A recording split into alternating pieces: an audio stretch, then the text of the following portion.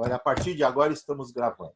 A doutora Gilda Moura, ela é uma pessoa que tem uma grande experiência em pesquisa, principalmente, ela gosta de pesquisar, e dentro desta visão ela pode até falar um pouquinho rapidamente, né, 1 ou 2 minutinhos sobre a história dela de vida com relação a essas experiências, principalmente o que ela fez no exterior. Eu tenho um papelote, quer dizer, um trabalho dela que ela fez estudando as ondas cerebrais dentro da história das abduções, principalmente, e é muito interessante, é um trabalho que foi publicado lá nos Estados Unidos, não veio para o Brasil, ajuda, fica devendo para a gente isso aí, e eu acho que ela deveria colocar esse trabalho dela disponível, depois ela vai falar isso aí. Tá? Outra pessoa que eu quero apresentar é o professor Mário Simões, muitos já o conhecem, já esteve aqui em alguns congressos conosco. O professor Mário Simões é psiquiatra, professor titular livre-docente da Universidade de Lisboa, em Portugal.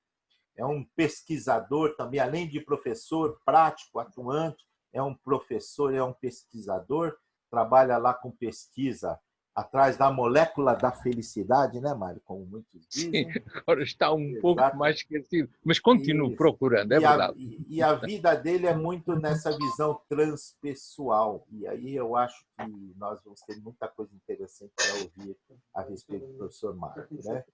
E o João Jorge Cabral... Mário está com a imagem congelada. Mas Quem? já está abrindo.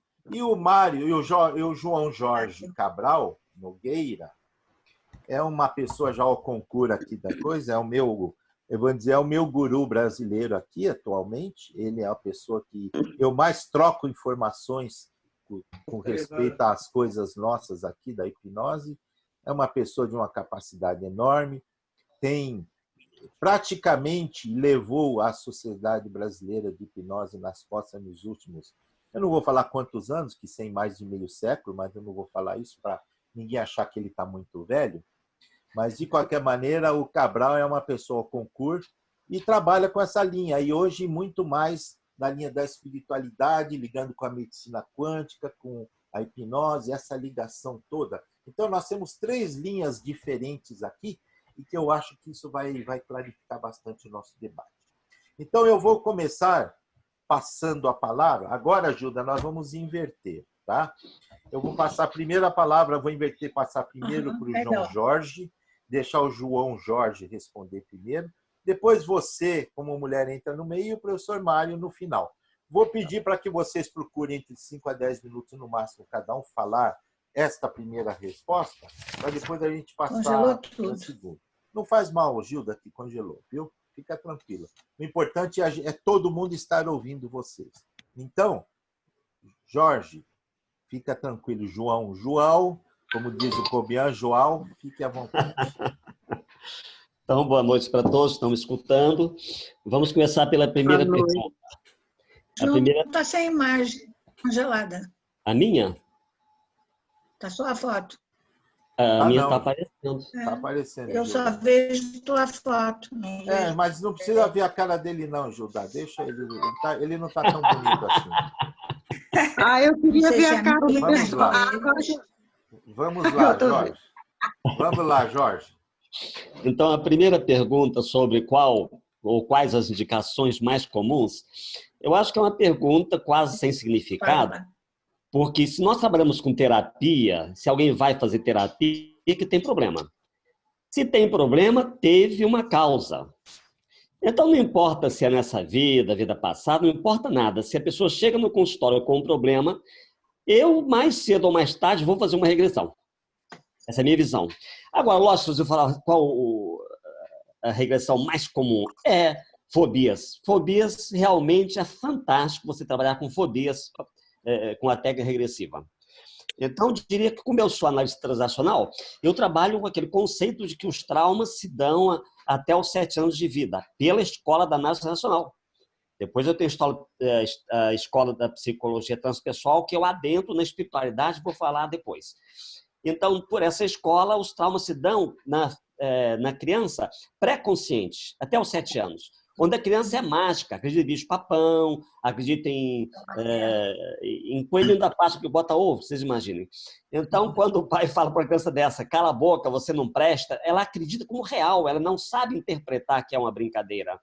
Então, a maioria dos traumas estão nessa fase da infância, então eu utilizo muito os mandatos, que são palavras bruxas que a criança, o adulto vem e me traz. Eu pergunto, o que você escutava na infância dos seus pais, dos seus avós? E quando eles me trazem aquelas mensagens, não vale nada, eu já sei que tenho que fazer uma regressão. Então, eu acho que tudo vai acabar na regressão. Pode ser que não tenha, quando a pessoa já vem com o sintoma, já sabendo o motivo, mas mesmo assim, para fazer a mudança, eu vou precisar da regressão. Porque a mudança se dá pela mudança emocional. Por isso que a psicanálise demora a curar, porque a psicanálise fica no adulto, não entra na emoção. E para você mudar sem emoção é muito difícil. Então, na técnica da redecisão da análise transacional, eu vou lá, a pessoa vê a cena e eu modifico essa cena, ou a pessoa modifica aquela cena. Quando modifica aquela cena negativa por uma positiva, a pessoa sai da sessão curada. Logicamente, às vezes, não é numa sessão só, mas na primeira já vai sair melhor. Segunda pergunta. Qual é a técnica que eu... Cabral, vamos deixar para responder, deixa todo mundo responder a primeira, aí a gente vai para a segunda. Tá bom, então. Tá bom? Acho que é melhor, porque assim dá mais dinamismo. A gente vai deixar ter uma réplica, nós vamos fazer umas perguntas aí. Tá? Okay. Deixa a gente comentar. Tudo bem. Agora, então, eu vou pedir para a doutora Gilda. A Gilda está por aí ou caiu?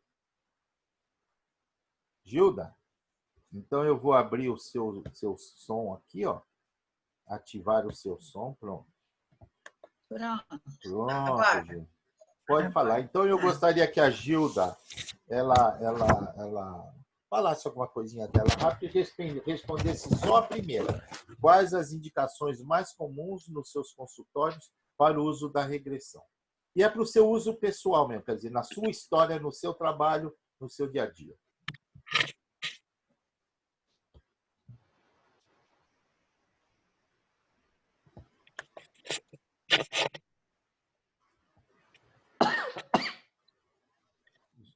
Espera aí, Gilda. Doutora Gilda está sem som. Espera aí, Gilda, espera aí que está acontecendo alguma coisa aí. Você, sem querer, desativou o teu som aí. Espera aí. Estou ativando o seu som da Gilda. Pronto. Ativar. Está ouvindo, Gilda? Pode falar. Não, está mudo. Não, pode falar agora. Estamos te ouvindo. Pode começar de novo, desculpa. Você está me ouvindo? Não está mudo, não? Desculpa. Estamos ouvindo. Estamos ouvindo. Então, tá. Dentro desse trabalho de consultório, Osmar, eu tenho duas fases, né? Uma primeira fase, eu comecei com a... Está me ouvindo? Estamos ouvindo, pode falar. Estamos ouvindo. Tá bem. Então, nessa primeira fase, quando eu me formo em psicologia, que eu vou para o consultório, eu começo a trabalhar com adolescente, tá? E eu trabalhava dentro da psicologia comum, eu não sabia hipnose. Eu usava relaxamento. E eu começo a perceber que quando eu relaxava as pessoas, na verdade, eu as estava hipnotizando. E já aí, nesse primeiro consultório, que eu ainda não lidava propriamente com estudo de fenômeno anômalo, nem de abdução, contato ou qualquer um outro, os pacientes que começavam a chegar a mim já vinham com muitas histórias paranormais, mesmo ligadas a esses adolescentes. E eu me lembro que meu pai ainda disse, você está no consultório errado, você tem que abrir um consultório de parapsicologia. Tá? E aí que eu vou começar a estudar fenômeno anômalo, que eu já gostava de parapsicologia, e dentro de perceber que eu estava hipnotizando as pessoas, tá? É que eu vou depois, já com o estudo da abdução, em que eu usava outras pessoas para hipnotizar, fazer o curso de hipnose. E a partir daí eu passei a ter dois tipos de pacientes, né? O paciente que vinha a mim, que tinha pânico, tá? Ou era traumatizado, mas principalmente pânico, tanto no Brasil quanto em Portugal, era muito paciente com pânico que não tinha nada a ver, aparentemente, com nenhum fenômeno anômalo, tá? e eu começo a usar a regressão para desprogramar a causa desses pânicos. E nessa minha prática, eu percebi uma coisa muito interessante, que a maioria, não estou dizendo que é só a causa disso, mas a grande maioria, a causa era uma raiva engolida, era uma raiva não dita. Tá? Então, a partir do momento que as pessoas tomavam consciência dessa raiva e podiam fazer essa catarse dessa raiva, ou na sessão, ou mesmo fora dela, ela se curava do pânico, né? E aí eu começo a trabalhar com abdução, como você falou. Por quê? Também porque era uma situação traumática e eu tinha muita pena da dor daquela gente. Então, eu começo a usar a hipnose, tá? E fazer essa regressão, principalmente, como o João falou, pela parte do sentimento e do afeto e da memória corporal, tá? Porque a abdução tem uma memória corporal. Aquele trauma vem no corpo antes de vir em qualquer imagem, né? Pode continuar, Gilda. Travou? Parou. Espera aí, o que aconteceu? Caiu, lá. Gilda, espera aí. Espera aí, Gilda. Oi, não dá para ficar falando. Fala. Voltei. Eu não sei até onde vocês ouviram, né? Mas, então, eu tive que me especializar em usar a hipnose para trabalhar trauma, tá? E, principalmente, essa catarse ou essa elaboração dessa memória corporal, tá? E, para aí, eu uso bastante esse aumento dessa emoção para conseguir fazer a desprogramação nesse sentido. Quer dizer, esse é o início meu. Depois a gente conversa mais. Osmar, cadê você? Osmar sumiu. Abduziram ele. Vocês estão me ouvindo? Estamos ouvindo. Para mim, vocês estão congelados. Não está congelado. Eu acho que sim. É o frio, O Osmar está abduzido? Não, eu estou aqui. Frio, pode ficar tranquilo que eu estou aqui. Está todo mundo me ouvindo? Tá? Todo mundo. Tesouro, todo mundo te ouvindo. Então vamos lá, vamos continuar. Vai lá. Tá bom, Osmar. Passa agora para o Mário, depois a gente continua. Bom, você já falou, ela já contou a história dela isso. Então, agora não contei da pesquisa. Depois eu conto da pesquisa que você quer. Tá? Agora nós vamos pedir para o professor Mário Simões, de Portugal, já os apresentei, vocês já os conhecem, e o Mário vai comentar com a gente aqui sobre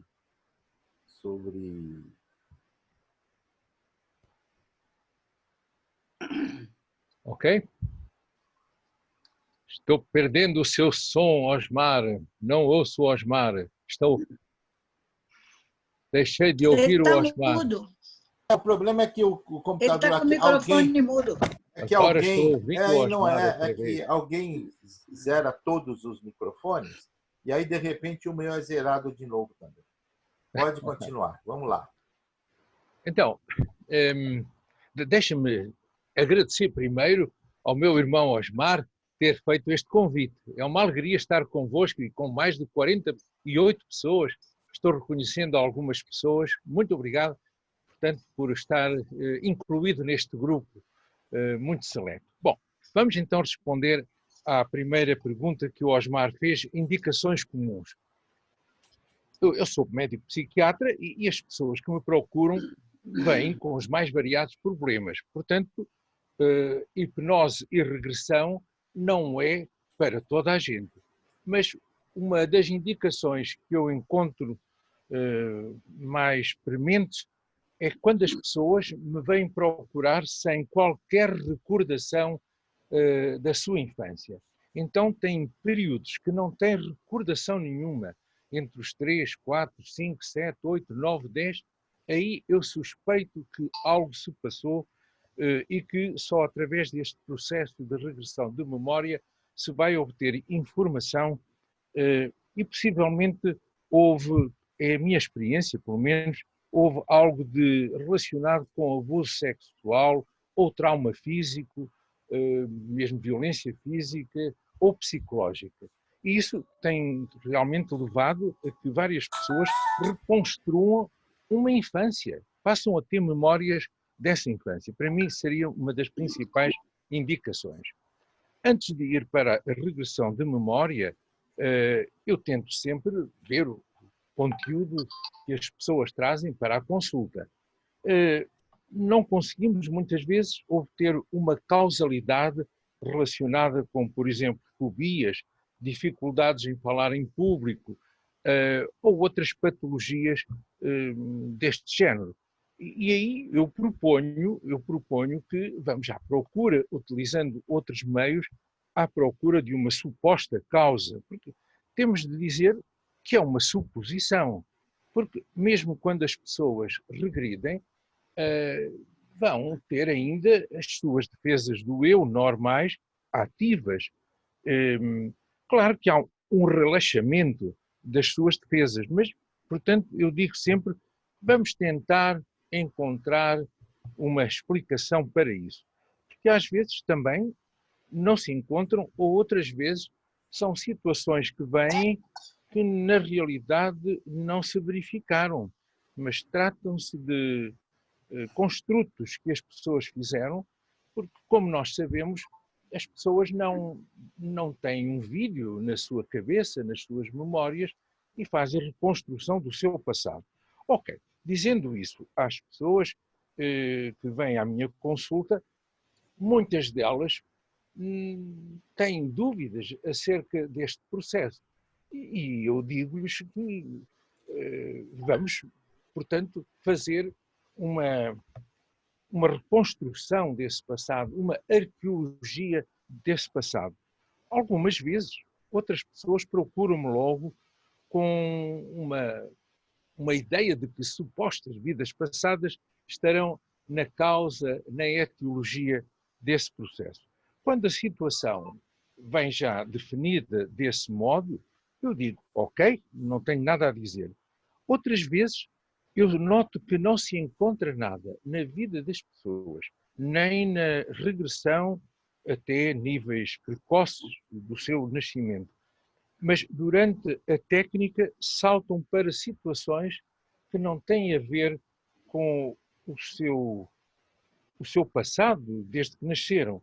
E as pessoas ficam algo baralhadas, confusas, e eu aí utilizo outro tipo de explicação para elas. Olha, nós vamos fazer uma viagem, talvez a um mito pessoal, todos temos mitos, há o mito da raça pura, o mito do herói, o mito da santidade, etc. Ok, vamos ver onde está o seu mito pessoal. E as pessoas aceitam, bom, se é assim. Outras vezes eu digo assim, o inconsciente, enfim, defende-se, as defesas do eu mantêm-se, possivelmente vamos criar metáforas do seu inconsciente. E as pessoas aceitam, se têm uma visão mais psicanalítica. Outras ainda, com uma visão mais modernista e ligadas, digamos, a toda a cibernética e esta instrumentação de computadores, digo, vamos entrar na internet da sua consciência clicando em hiperlinks. E as pessoas aceitam. Portanto, isto tem sido as indicações que eu mais encontro sempre que algo, depois de um trabalho normal, psicológico, cognitivo, etc., não consigo ir mais além, proponho então uma hipnose reversiva. E é isto para já. Oh, muito bem. Então, deu para a gente começar a perceber que nós temos, quer dizer, o Dr. Mário ele tem uma visão mais abrangente, a Gilda trabalha mais objetivamente, quer dizer, o grande foco do trabalho dela, que é o que faz ela ser conhecida no mundo inteiro, né? É principalmente, embora outras coisas também, mas principalmente voltada para a história desses eventos extraordinários, principalmente com relação às abduções, tá certo? O Cabral ele tem uma linha que é um pouco mais voltado para a psicossomática, porque ele derivou a regressão dele vinda da autoscopia, que é um livro de técnica dele, que ele é mundialmente conhecido por isso. Então, por conta desta técnica da autoscopia, foi evoluindo e ele desenvolveu uma técnica de regressão dentro da autoscopia e que eu acho que, de alguma forma, cada um vai falar agora especificamente, sucintamente, né? Quer dizer, assim, apenas para a gente saber qual é a técnica que você usa para fazer a regressão. Alguns fazem direto, outros fazem indireto, outros fazem através de um resgate. Hoje em dia, muita gente chama regressão, está chamado modernamente como resgates cognitivos, tá certo? Então, eu acho que vale a pena essa pergunta. Qual a técnica que o senhor usa para fazer a regressão? Explicar sucintamente. Então, João Jorge, comece com você, por favor. Ok.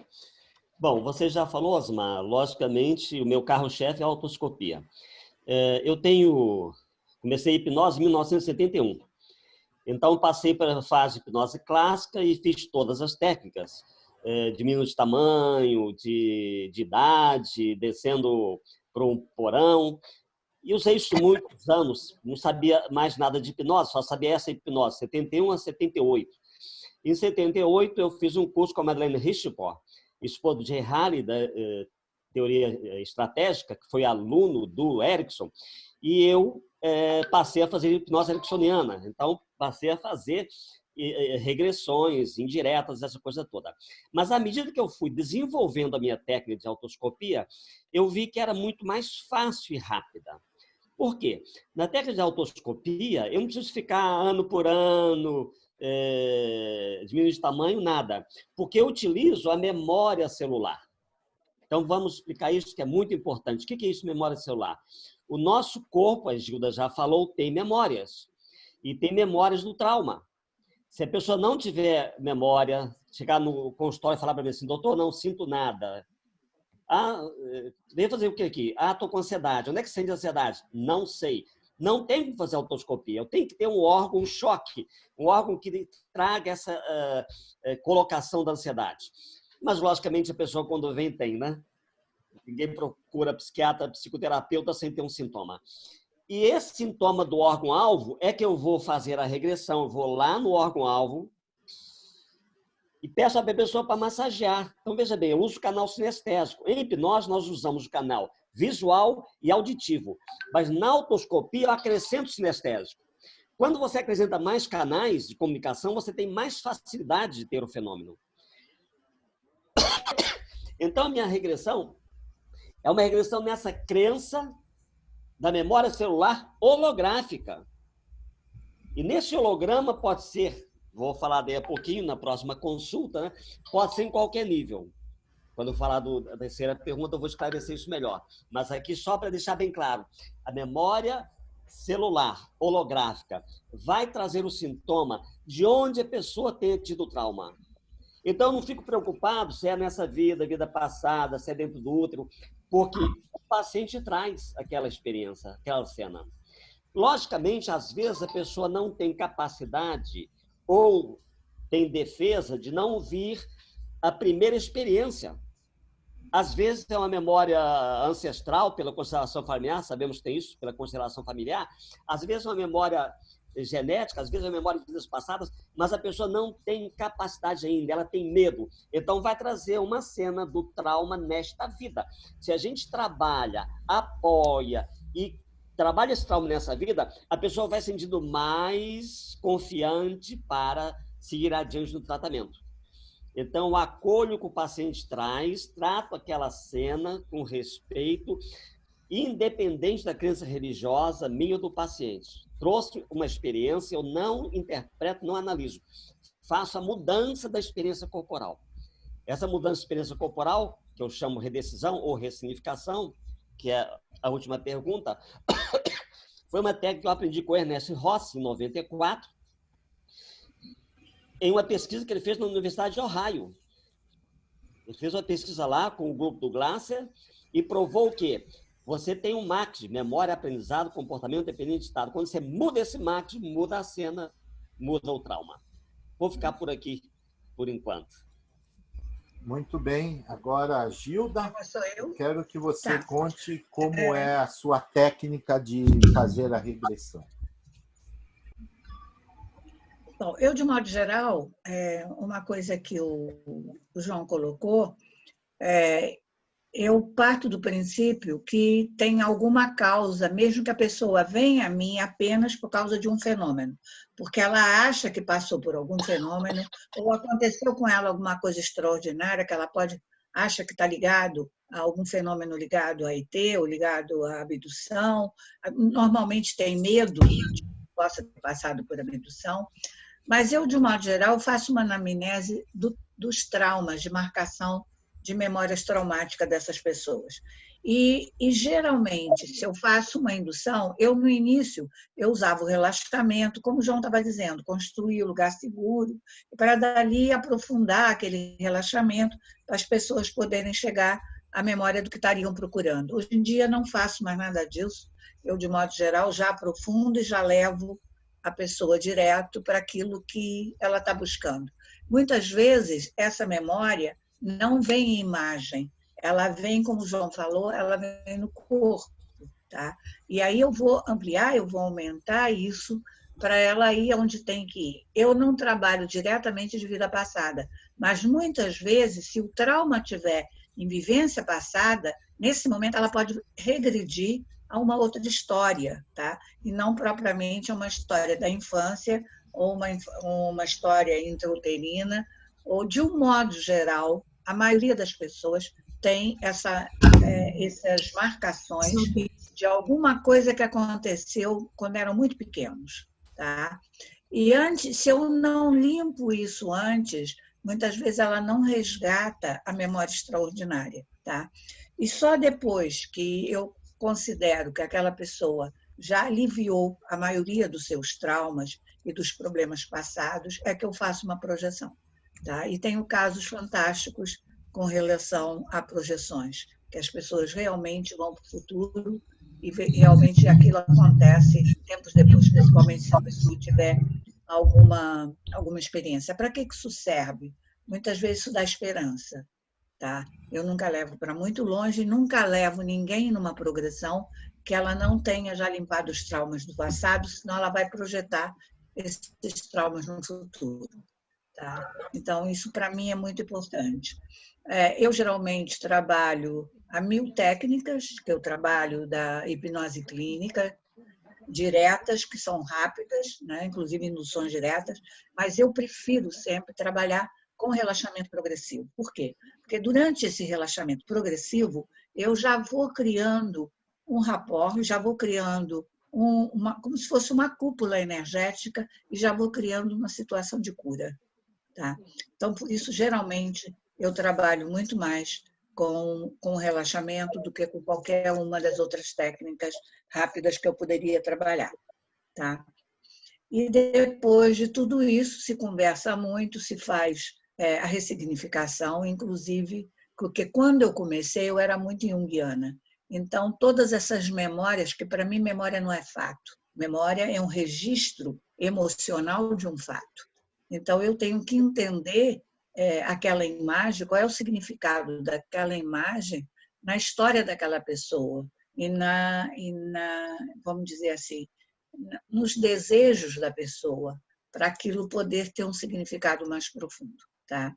Então, geralmente, eu trabalho assim. Atualmente, não faço mais clínica direta, eu passo para alguém da equipe que eu já treinei.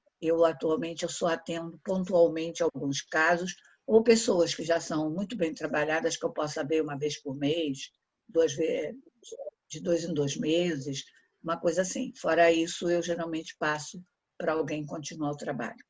Tá? Mas a vida passar, memórias passadas, eu trabalho se aquilo aparecer de uma forma espontânea, porque foi assim que surgiu no meu consultório, eu não acreditava, eu vim de igreja católica, não de família espírita, eu não tinha nenhuma crença de reencarnação ou de possibilidades dessas memórias. Então, foi a partir de surgir no meu consultório que eu fui começar a pesquisar isso, para poder entender como é que aquelas imagens ou aquelas histórias poderiam aliviar ou melhorar a dor da pessoa ou o problema da pessoa na vida atual. Tá? Então, geralmente, eu trabalho assim. Agora, o Osmar queria que eu falasse só da pesquisa. Osmar, a pesquisa que está publicada, que você tem, foi a que eu fiz das ondas cerebrais de 24 pessoas.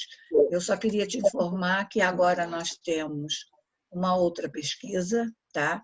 Em que eu fiz uma pesquisa com floral e das emoções dos contatados, mas eu também medi as ondas cerebrais de 24 contatados atualmente, que a análise disso vai ser feita agora para fazer uma comparação com a pesquisa anterior, tá?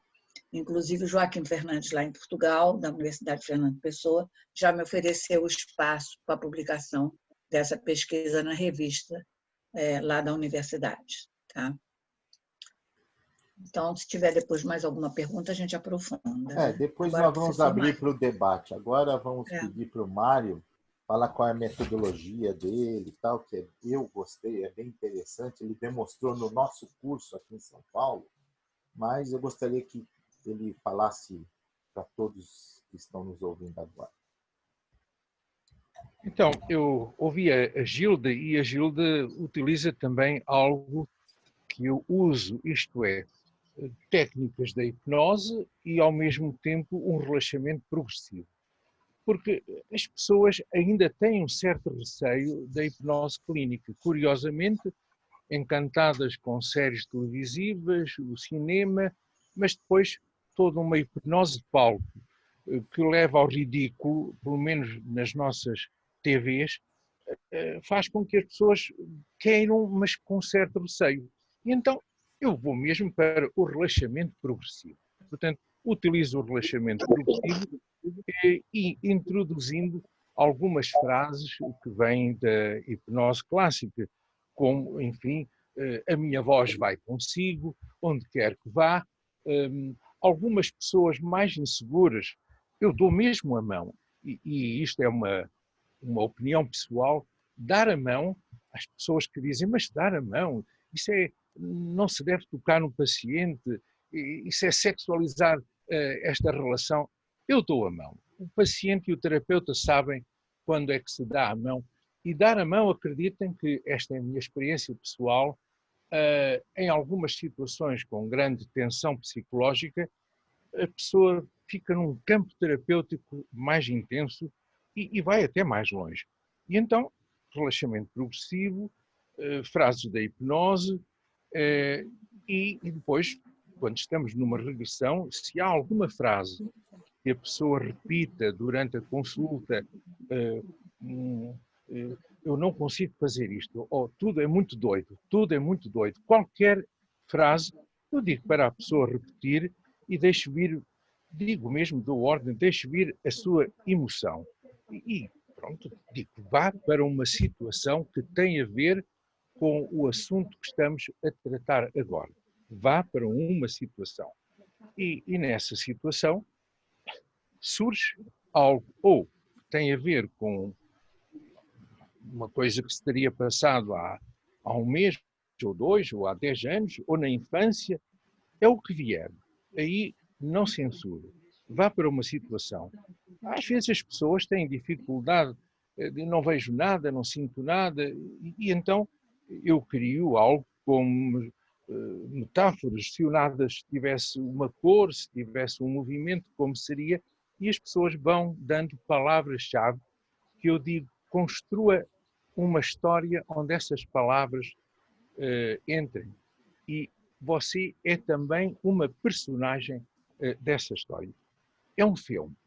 E as pessoas aí começam a construir um filme. Bom, se é um filme, só que ao entrar mais na ação, ficam mais prisioneiras, ficam mais embebidas dessa ação e as pessoas têm dificuldade, então, muitas vezes já em sair e vivem intensamente. Outras vezes, além do filme, eu digo, pois, está a entrar numa nuvem e quando sair da nuvem vai-se-lhe aparecer uma cena que tem a ver com a situação. E aí começa. Ou também, outro exemplo clássico, é quando eu digo para entrarem num trem que tem estações até no seu passado, se a pessoa tem 50 anos, vamos passar para a estação 49, 48, e o trem vai parar... Tem alguém com o microfone ligado. Ah, talvez. Ok. E alguém, portanto, vai parar nessa estação onde o trem tem a ver com a pessoa, com a sua situação que estamos a tratar. Também falámos aqui assim do corpo. E aí o João falou do corpo, e eu estou de acordo, porque quando a situação, mesmo sendo resolvida psicologicamente, o corpo se mantém memórias, tudo volta. Não chega a ter cognitivamente resolvida a situação. E eu pergunto sempre assim, faça um scanning do seu corpo. Há alguma situação no seu corpo que não lhe pertença, com a qual se sinta mal, e quando chegamos aí, a pessoa identifica uma parte do corpo e eu aí pressiono, crio algo que provoca mesmo dor para evocar essa memória corporal.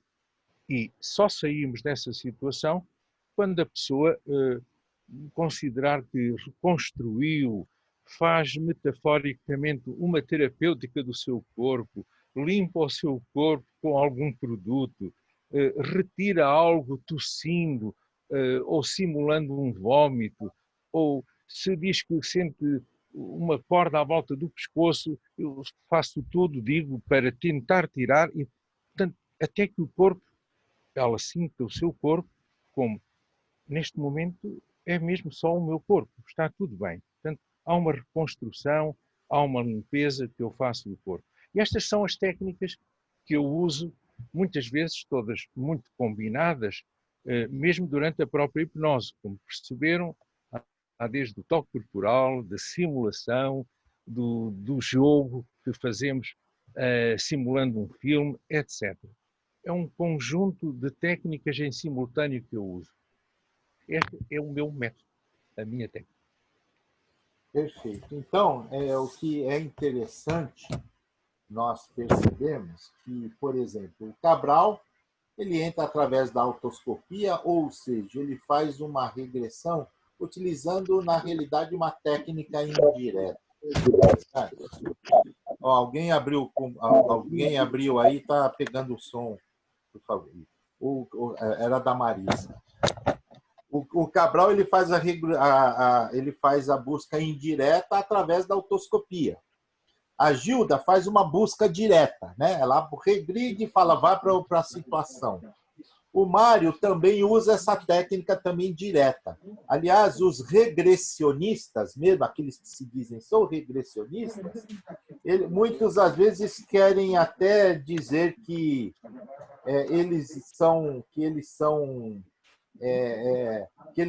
alguns dizem até que não trabalham com hipnose porque eles querem trabalhar com a técnica deles, mas fazem essa busca direta, né?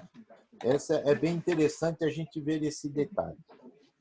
Uma outra coisa que é a minha intenção aí é porque muitos de nós faz a regressão indireta, fazendo de conta que a pessoa está entrando num livro da vida, ou está entrando num trem que vai voltando no tempo, ou entra na máquina do tempo, ou seja, são técnicas indiretas. Mas nós vimos que, tirando a técnica da autoscopia, os outros dois preferem com a técnica direta de abordagem. E tem um detalhe muito grande, que é a próxima pergunta que eu vou fazer para vocês, depois eu vou pedir para cada um faça as suas perguntas entre si, é que, quando as pessoas fazem hipnose, existem algumas escolas, por exemplo, hoje em dia o Van der Kolk e eu acho que o Morris Netterton também, eles acham, é o Morris Netterton não, mas eu acho que esqueci o nome dele agora, tem um outro autor, já eu me lembro, eles preferem fazer a catarse pura. Eles acham que, se você fizer a catarse é o processo mais importante da terapia. E outros acham que você deve fazer a ressignificação, fazer um resgate cognitivo da experiência e mudar o significado da experiência. E é bem interessante porque tem aqueles que trabalham especificamente só com a catarse, Então, o Tendan, ele acha que a catarse é o ponto mais importante, o Hans Tendan. Ele acha que a catarse é o mais importante. Se fizer a catarse, acabou. Por exemplo, alguns outros acham que você tem que acessar a experiência, dissociar a pessoa e fazer a pessoa rever aquela cena, mudando o significado dela, ou fazendo uma ressignificação daquela experiência.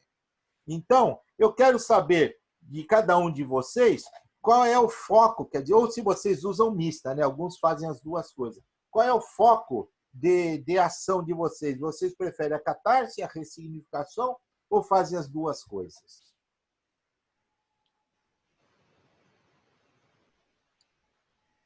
João primeiro. Pode ser o João primeiro. João. Olha só, só para acabar a pergunta anterior, quando, Gilda e Mário, vocês que têm meu livro, quando vocês tiverem dificuldade de fazer uma regressão direta, tentem a autoscopia. Porque a regressão direta, às vezes, cria resistência. E pela autoscopia, que é massagear o órgão do sintoma, sem verbalização, nada. Eu falo para a pessoa, esquece o problema, eu quero que você massageie o órgão do sintoma. É muito mais fácil. Por isso que eu gosto muito da autoscopia. Quanto à catarse, eu sou dos anos 70, que as terapias eram catárticas. E eu não gostava nada. Vi até um colega perder um paciente, um desses cursos de catarse, que amarravam o cara numa árvore para perder o medo, e acabou saindo lá morta essa pessoa. Então, gente, eu nunca gostei de catarse. Quando a pessoa tem uma catarse, eu tiro ela da catarse. Eu não deixo. Eu deixo ela sofrer. Ela não está aqui mais para sofrer, ela já sofreu. Então, eu faço a técnica da PNL. Bote na tela mental, veja que é a tua vida, mas você agora é a dona, a autora dessa vida, você pode mudar essa vida. Então, faça o paciente na tela mental do cinema, como você quiser fazer a mudança daquela cena traumática.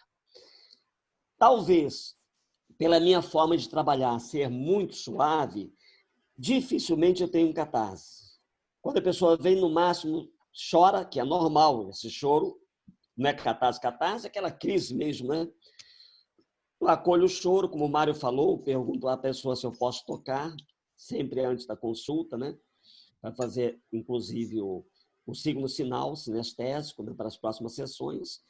E então, nesse momento que a pessoa teve aquela emoção, eu peço a ela para mudar essa emoção. Pergunto a ela assim, se fosse hoje, isso que é a redecisão. Se fosse hoje, o que você faria?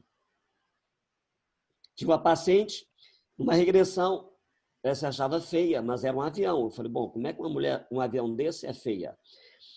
Ela sentou, eu falei assim, mas onde é que você acha que você é feia? Ah, doutor, desde criança que eu sou feia. Então tá bom, então vamos trabalhar essa feiura.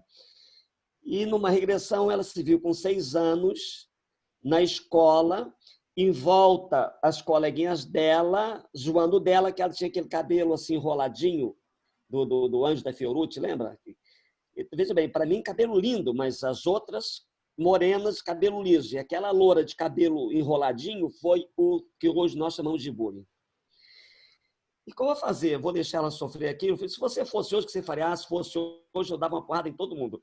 Acho que foi a única vez que eu mandei dar porrada na minha vida, mas funcionou. Falei, então fica forte, fica maior que elas e bate em todo mundo. Lógico, depois eu fiz ressignificação para ela não achar que vai resolver tudo batendo. Mas naquele momento ali, foi o que tirou ela daquele bullying, daquela claustro de sentir dominada pelas colegas.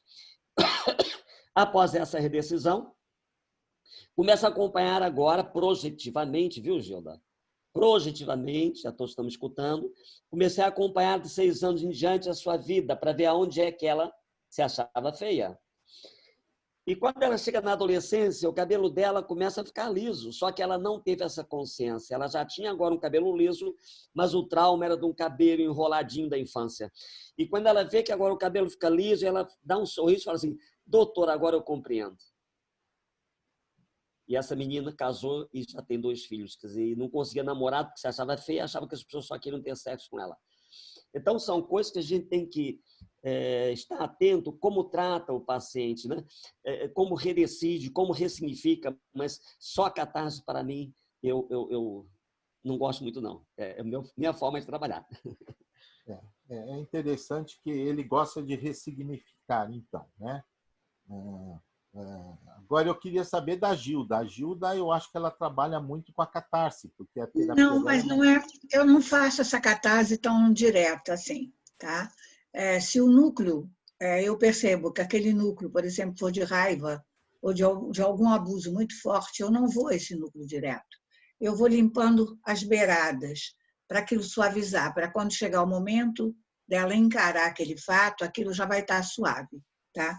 Mas tem 2 coisas que eu esqueci de colocar, inclusive da última vez, que o Mário estava falando e o João também. Quando você tem dificuldade, a pessoa não quer ver, tá? É muito comum até com relação à abdução, quando eu regrido ao fato, a pessoa se vê num lugar escuro. É muito comum isso. Tá tudo preto, eu não vejo nada, tá? Está congelado ou estou falando? Não, está falando. Nesse momento, eu vou... Está ouvindo, Osmar? Ou não? Estamos. Tá. Então, nesse momento, eu costumo usar uma técnica que é da pessoa imaginar alguma coisa. Aquele escuro lembra o quê? Dá uma forma para esse escuro. Se esse escuro é uma bola, esse escuro... Ali, às vezes, as pessoas dizem é uma televisão. Ou eu estou vendo um túnel. Ou eu estou dentro... É muito comum, eu estou dentro de um túnel, tá? Ou eu estou no fundo de um poço. Aí ela começa a ver onde está. Quando eu peço para ver a forma. Agora, com relação às pessoas que têm dificuldade, às vezes tem uma técnica que é da hipnose clínica, que é da nuvem, mas da nuvem, que eu costumo muito usar, ela quase que faz a pessoa viajar para o futuro ou lá para onde for que ela precisa ver, quase que dissociada. Ela vai passeando naquela nuvem, muito feliz e contente, até que volta, e quando volta já traz toda a história do que tinha, que estava precisando ver, mas ela vê como se visse de fora, não é? E aí ela vê com mais facilidade, você dissocia para ela não sentir a dor, que eu também não gosto do paciente sentindo dor, não é? E então, o que acontece? Eu, de modo geral, durante toda a regressão, eu vou marcando as emoções mais principais que aquela pessoa... Tá? Porque, no final, eu vou usar metáfora, tá? Para limpar aquilo mais do que ressignificar. O que eu costumo fazer? Aí sim, no final, eu levo a pessoa a construir um lugar seguro, e nesse lugar seguro, tá? Ela tomar um banho. Tá?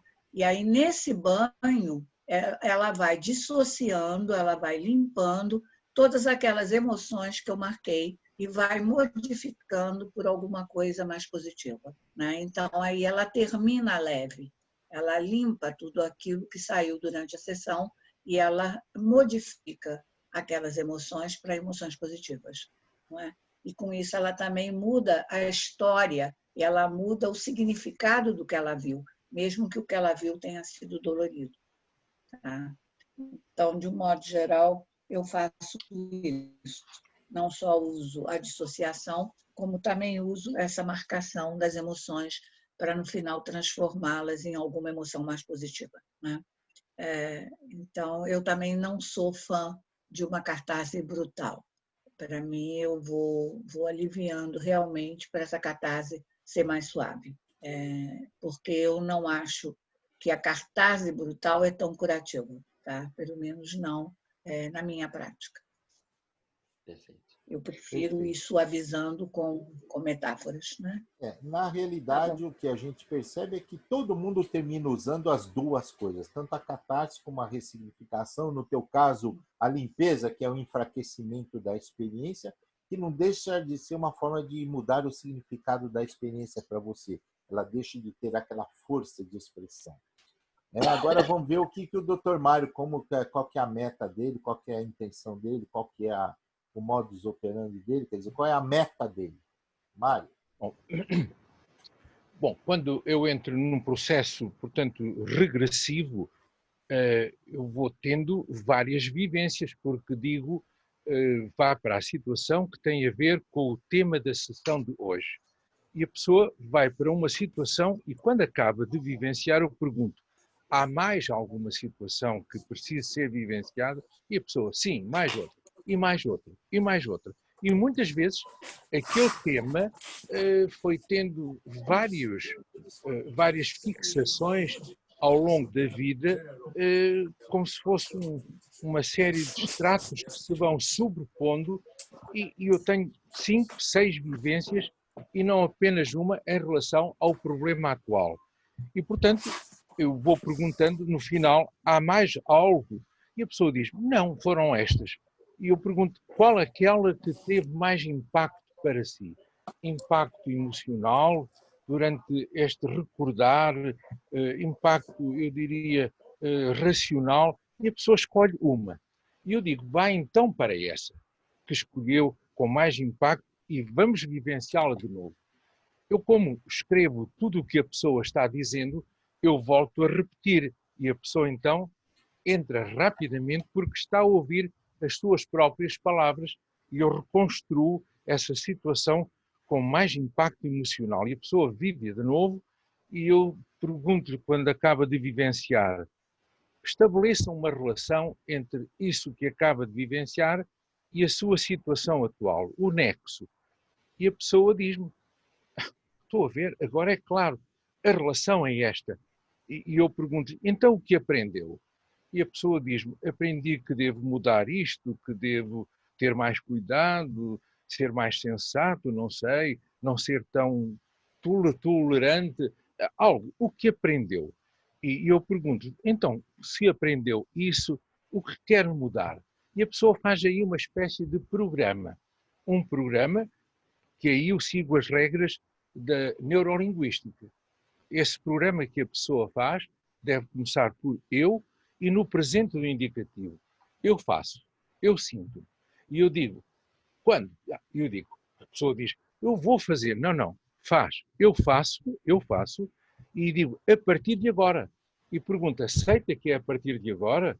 Esta é a sua possibilidade de transformar a sua vida. Portanto, há uma ressignificação utilizando regras que eu diria cognitivas e emocionais, é o aprendizado, com um programa que a pessoa estabelece e que eu ajudo a estabelecer, e para dar mais consistência a este programa, eu cedo o meu papel de receita, que tem o meu nome, e digo assim, olha, agora, doutora Manuela, e chamo doutora à senhora que se chama Manuela, ou o doutor Pedro, ele chama-se Pedro e é engenheiro, e no meu papel a pessoa escreve o seu nome e põe este novo programa, escreve ela própria o novo programa nesse papel de receita, que é o meu, e digo na brincadeira, agora vai tomar todos os dias, 3 vezes ao dia, com um copo de água, esta sua receita, que é sua, e a pessoa assina com o seu próprio nome. Portanto, há uma implicância nisto, e ainda costumo utilizar uns papelinhos redondos, amarelos, vermelhos, brancos, que digo à pessoa para escolher uma cor e ela cola na receita. E eu depois de colar aquele papel amarelo, branco, não sei se tenho aqui agora algum para mostrar, não estou a ver à minha frente, e dou-lhe mais 4 ou 5 papelinhos redondos autocolantes e digo, para viver nesse ambiente do novo programa, vai colar um no espelho do seu banheiro, no volante do seu carro, na carteira, na secretária onde trabalha, e sempre que a pessoa vê aquele papelinho de cor, tem um rapel. Portanto, passa a viver nas semanas seguintes, sempre que vê aquele papel, aquele meu programa, pois estou a perceber. E é assim que eu trabalho. Portanto, há um misto de ressignificação com um trabalho que eu diria, trabalho para casa. Acho que é importante, se não houver aqui nada comportamental, também não ajuda. E, portanto, com as técnicas juntas da neurolinguística, é todo este meu método de trabalho e tenho tido bons resultados. É isso. Bom, que beleza. Eu queria chamar a atenção, que é interessante, porque eu andei estudando ultimamente esse assunto, né? E é interessante porque o Mário usa uma estratégia do Morris Netterton, né? Deep Memory Process, e que ele usa muito essa história de palavras, né? O Morris Netterton parece que ele gostava dessa história de identificação de frases centrais do paciente para depois usar essas frases durante a terapia. Eu acho que essa estratégia que o Mário começou a falar. Parece brincadeira a gente fazer essa pergunta da catarse, por quê? Porque quando Freud abandonou a hipnose e tal, quer dizer, ele começou, não foi ele, né? Na realidade foi o professor dele, né? Que começou, mas ele que ganhou, como se fosse a catarse fosse dele. Mas o que acontece? Eles faziam a catarse com a pessoa abandonada, fazia a pessoa reviver a experiência ali sozinha. E o que o Cabral falou, a Gilda falou e o Mário também falou, que é diferente a gente fazer a pessoa entrar no processo catártico com holding, com apoio, de mãos dadas, mesmo que seja imaginariamente. Quando você faz um holding, eu costumo dizer a mesma coisa que uma criança que tem medo de uma sala escura, de um quarto escuro. Ela não quer ir lá, mas se você falar, dá sua mão que eu vou com você, ela vai. Ela entra a primeira vez, vai lá, acende a luz, você viu, não tem nada, tá? Vai na segunda vez. Ah, dá a mão, eu ainda estou com medo. Eu não vou dar a mão, mas eu vou com você. Vai colado. Ela entra. Quando é na terceira vez, você para na porta, ela entra, vai lá, ela foi dessensibilizando e automaticamente ela foi perdendo o medo, mas ela estava tendo um holding, ela estava tendo apoio. E na época do Freud, até no filme dele mostra isso, eles punham as pessoas para reviver o trauma e deixavam ela revivendo o trauma. Isso eles chamavam de retrauma. E, de certa forma, tinha razão. Mas essa briga começou a mudar quando começaram com a história da ressignificação. Eu chamo ressignificação de vivências simbólicas, porque todas as vivências nossas são simbólicas, elas são simbolizadas para a gente, nós guardamos de uma maneira simbólica, né? Então, agora, o que acontece? Alguns trabalham mais com o aspecto catártico. E saiu um trabalho recentemente de um grande pesquisador, que as pessoas conhecem muito, que é o Van der Kolk, tá certo? E o Van der Kolk é muito interessante porque ele acha que, se não tiver um processo catártico, não teve terapia.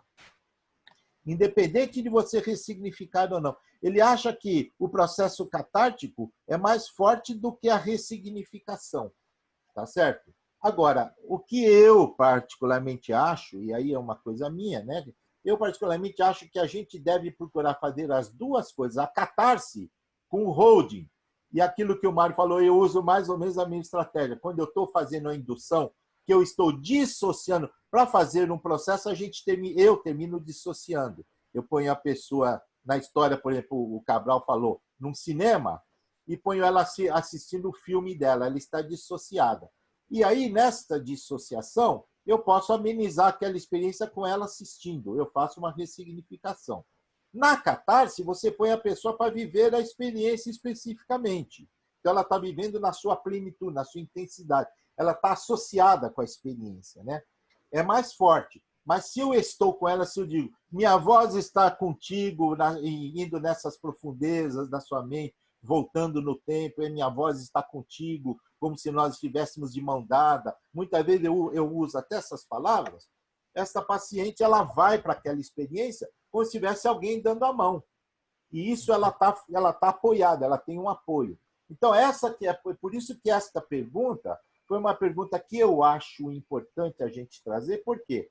Porque só reviver, alguns pesquisadores querem reviver com o intuito de pesquisar. Ah, ela teve um trauma na infância, que foi isso. Ou o outro acha que ela teve um trauma e eu eliminei o trauma. Pô, ela pôs para fora. Mas eu acho que o processo duplo, tanto fazer a catarse apoiada, como tentar ressignificar a experiência. E, se possível, às vezes não dá para limpar a experiência, mas dá para amenizar a intensidade dela. E quando a gente ameniza a intensidade dela, e aí que a neurolinguística usa aquelas técnicas do switch, não é verdade? De trocar as telas, isso a gente consegue amenizar o sofrimento dela. Então, eu acho que essa é uma pergunta interessante para que nós possamos entender a intenção, por que nós fizemos aquela regressão, né? Agora eu vou abrir para algumas Posso fazer uma perguntas, pergunta? mas exatamente, eu vou abrir para as perguntas, mas eu vou abrir primeiro para os 3 palestrantes, é lógico, né? Todo mundo vai entender que eles devem ter a prioridade nas suas perguntas, e um para cutucar o outro de preferência, isso que é importante. Gilda, já que você pediu a palavra, pode começar. Não, meu não é nenhuma pergunta, só queria acrescentar. Do mesmo jeito que o Mário falou que ele dá a mão, eu esqueci de colocar que quando eu aprofundo o relaxamento, tá? E que eu faço a pessoa aprofundando, eu digo que ela está comigo de mão dada e que ela vai descer comigo, tá? Eu também dou a mão na parte Imaginariamente. imaginal da pessoa.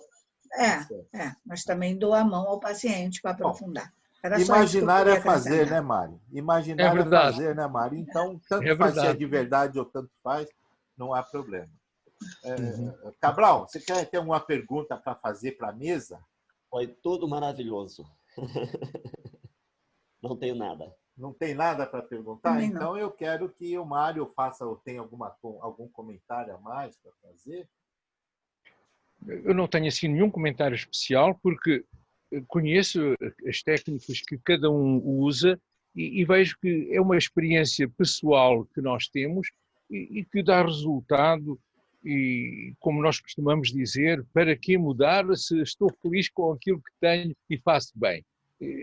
Portanto, apenas, claro, podemos ouvir e talvez tentar juntar alguma coisa daquilo que eu ouvi àquilo que eu faço, mas para já, entre nós, eu penso que não há assim nada de discordante ou algo que nós sintamos que não deve ser feito ou que não dá resultado. É mesmo assim, cada um de nós tem as suas técnicas que, para a especificidade das pessoas que nos procuram, penso que dá resultado. Não tenho assim nenhuma questão. Ótimo. A Marisa, a Marbrisa, ela, quando começou a reunião, ela foi a primeira a pôr uma mãozinha levantada ali. Então, eu vou, por questão de quem começou. Marisa, a gente tinha combinado que as perguntas serão objetivas, 2 minutos, para depois eles terem tempo de responder com calma e para dar mais tempo para mais pessoas, né? Mas fica à vontade, Marisa, faça a sua pergunta para a mesa. Não, não era pergunta. Eu, como é a primeira vez que eu estou no Zoom, tá lá. Levanta a mão. Achei que era para cumprimentar. Falei, levantei. Não era uma pergunta específica. Bom, mas eu quero agradecer, né? Cada um colocando a sua vivência, a sua experiência.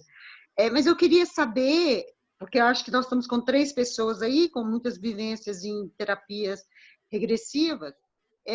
Eu queria saber quais são as maiores dificuldades que vocês tiveram no consultório, né? Aquelas pessoas que realmente essa técnica que às vezes a gente já tem e que não está funcionando, né? Então, quer dizer, qual que é o pulo do gato? Qual que é o jogo de cintura que vocês utilizam quando é aquele paciente que é muito resistente?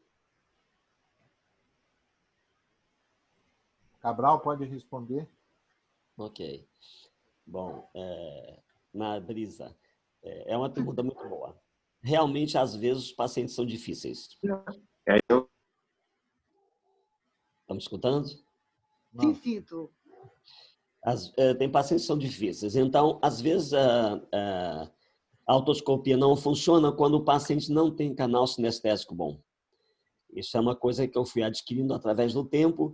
Como eu utilizo o canal sinestésico para massagear o órgão-alvo, às vezes a pessoa não tendo esse canal sinestésico, ele não visualiza, e então dificulta a regressão. Uhum.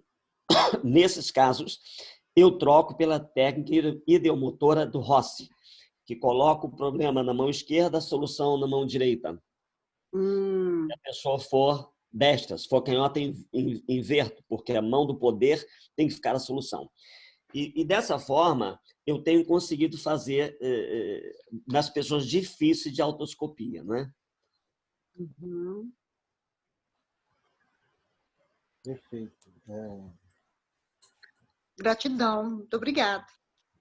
Eu posso dizer que algumas vezes também, realmente, eu tenho dificuldades de pessoas que não entram em nenhuma vivência, não vejo nada, não sinto nada, eu continuo aqui, tenho que aprofundar, e eu aí utilizo algo que o corpo. No corpo, aquela massagem pré-cordial que nós aprendemos como uma técnica da hipnose, ou digamos simplesmente tocar este ponto e dizer ouça a minha voz, apenas a minha voz. Portanto, a utilização de técnicas corporais aprofunda e retira um pouco esse receio.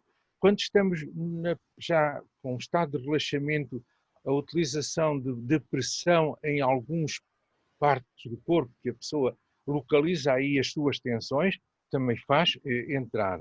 E quando alguém tem ainda um sentido de que metafórico, de que eu tenho uma corda à volta do pescoço, eu tenho uma faca espetada, e quando me diz isso, para eu intensificar e criar uma situação com mais realismo, eu tenho um conjunto perto de mim de vários instrumentos de brincadeira. A Marisa está a rir-se porque ela sabe MacGyver. É uma espécie de MacGyver, quer dizer, portanto, eu deixo ter uma faquinha de abrir envelope, até um cordel para criar a simulação de uma corda, um pequeno jato de água para criar a inundação, uma esponja. Tenho um conjunto de material perto de mim que intensifico e essa dificuldade aí dilui. A pessoa entra e começa a viver intensamente porque há algo que toca no corpo, há algo que é mediado com o corpo e a palavra. E mesmo quando há alguma dificuldade, eu volto de novo também àquela técnica do filme. Eu digo, para me dar palavras que têm a ver com a sua dificuldade, como disse a Gilda, o escuro, se o escuro tivesse um som, como seria, se tivesse, digamos, uma forma, e a pessoa dá-me 4 ou 5 palavras e eu ainda sugiro. E essa palavra, que palavra tem atrás?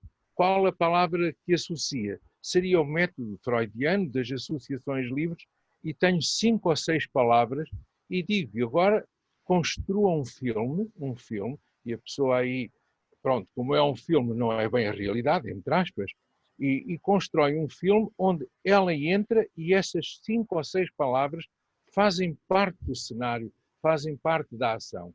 E, portanto, assim, eu não digo que tenha resolvido todos os casos, mas diria que a minha dificuldade em termos, em 100 casos, talvez que 7, 8, não consegui, pelo menos, ir mais fundo. E então, pronto, muitas vezes tenho de chegar à conclusão que não é por ali que a coisa vai, vamos usar outros métodos, é isso. Gratidão. Bom, então, queria agradecer ao Mari, para vocês perceberem, né, quer dizer, como esses detalhes, né, os pacientes difíceis existem e todo hipnólogo deve ter um pouquinho de criatividade, a sua arte pessoal, de tentar contornar essas dificuldades. Não existe um modelinho pronto para isso, igual a gente vê em alguns cursos de hipnose que o pessoal fala, olha, protocolo para fobia é assim, protocolo para não sei o que é isso, protocolo para depressão é tal. Isso não existe. Existem algumas diretrizes gerais que nós estamos tentando ver aqui, mas não existe uma específica, né? A Maria queria fazer uma pergunta. Maria Hassan, cadê ela? Não está aqui? Está me ouvindo? Maria da Glória, foi você? Isso, vamos lá, tua mãozinha está aqui na tela. Deixa eu liberar você aqui. Pronto. Deixa eu ver. Abaixo. Isso. Deu? Eu estou a ver aqui que a Rosângela está a pôr uma questão sobre o parar de fumar. Posso falar um pouco sobre isso? É que eu estava levando por ordem aqui. Maria da Glória, eu estou ativando você, mas você não está se ativando aí também. Abriu, Oi. pode falar. Boa noite. Mas eu não tinha nenhuma pergunta, eu não sei como foi que a mãozinha levantou. Então estou ouvindo, tudo bem. posso dar a palavra para o doutor Mário. Tá bom. Obrigada, então, Mário, viu? pode responder essa pergunta que você descobriu. É que eu estou lendo aqui o bate-papo em grupo e, na verdade, a primeira pergunta que eu vi foi da Rosângela. Rosângela Lucchesi, que põe a mesma pergunta para mim, para os colegas, sobre alguém que quer parar de fumar e no questionário de motivação, de cessação do vício, ele não queria parar. Então, se não quer parar, vai embora, acabou, ainda não chegou o seu tempo. Eu costumo dizer, quando alguém diz, mas eu não quero ainda, eu digo, então está bem, é porque ainda não está doendo. Quando alguém está pisando o nosso pé, num transporte público, num ônibus, se pisa só um pouquinho, eu não digo nada, mas continua pisando e eu protesto. Então, esta frase, que assim, a pessoa que não quer parar, eu lembro-me uma vez de ter lido que o tabaco mata lentamente. E alguém dizia, eu não tenho pressa. Então é a mesma coisa. Não tenho pressa, não tenho pressa. Ok.